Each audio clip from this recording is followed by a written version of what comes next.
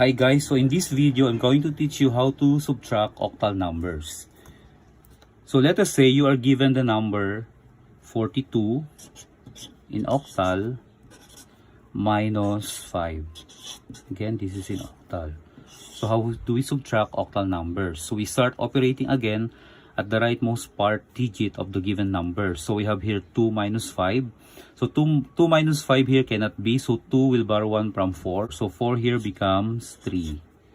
Now, in octal subtraction, each one borrowed is equivalent to 8. Okay? So don't forget that. So meaning to say, if 2 will borrow 1 from 4, each one borrowed is equivalent to 8. So 2 now here becomes 10. And then proceed. 10 minus 5 is 5. Then bring down 3. So the answer is 35. Okay, so let's have another example. Say you are given 120 in octal minus 52. So how are you going to subtract this octal number? So we start with 0 minus 2. Cannot be. So 0 will borrow 1 from 2. 2 will become 1. 0 here will become 8. Okay. So 8 minus 2 is 6. 1 minus 5 again cannot be. So 1 will borrow 1 from 1. 1 will become 0. 1 here will become 9. And then 9 minus 5 is 4. So the answer is 46. Let us have another example. Say you are given 321. This in octal minus 52. In octal. So how do we subtract this number? So we have 1 minus 2 cannot be. So 1 will borrow 1 from 2. 2 will become 1. 1 here will become 9. And then we proceed. 9 minus 2 is 7. 1 minus 5 cannot be. 1 will borrow 1 from 3. 3 will become 2. 1 will become 9. And then we proceed. 9 minus 5 is 4. And then we bring down 2. So the final answer is 247. So for our last example, let's have, say you are given 4005. This is in octal minus 163.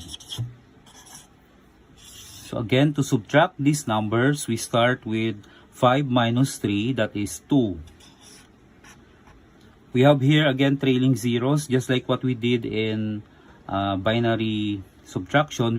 So before 0 can borrow from 0, 0 here should borrow first from 4. So in this case, we have to borrow, the 0 will borrow from 4. So 0 will borrow 1 from 4. 4 will become 3. 0 here will become 8. Since this is already 8, 0 here can now borrow from 8. So if this 0 will borrow 1 from 8, 8 will become 7. 0 here will become 8. And then proceed. So 8 minus 6, we have 2. 7 minus 1 is 6. And then we bring down 3. So the answer is 3622. So that's it guys for our octal subtraction. So now if we want to check if our answer is correct, again we are going to convert the octal number into decimal. So we are going to take our previous example. Say you are given 42 base 8 minus 5. Again, that is in base 8. So to do it, let's have 2 minus 5 cannot be. So 2 will borrow 1 from 4. 4 will become 3 and 2 will become 10. Now why 10? Because as we said earlier, each one borrowed in octal is equivalent to 8. So we add 8 to 2, that becomes 10. And then we proceed. 10 minus 5 is 5. Then bring down 3. So the answer is 35. So again, to check if our answer is right, we are going to convert these numbers into decimal. So to convert octal number to decimal, we simply multiply it to exponents of 8, starting from 8 raised to 0, then 8 raised to 1, 8 squared, 8 cubed, and so on and so forth. Depends on the number of digits that we are going to convert. So to do this, let us remember that in mathematics, any number raised to 0 is equivalent to 1, and any number raised to 1 is the number. Okay, so let us proceed. So 8 raised to 0 is 1 times 2 is 2. 8 raised to 1 is 8 times 4 is 32. So adding this, we have 34. So meaning to say, 42 here in decimal is 34. Now how about 5? Since we only have one digit, so we have 5 times 8 raised to 0. Again, 8 raised to 0 is 1 times 5, that is equivalent to 5. So we are actually subtracting 5 from 34, which is 29.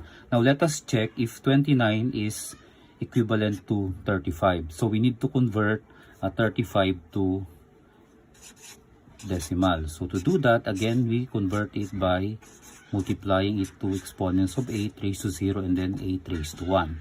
So 8 raised to 0 here is 1 times 5 is 5. 8 raised to 1 is 8 times 3 is 24. So this gives us 29. Okay, so therefore our answer is correct.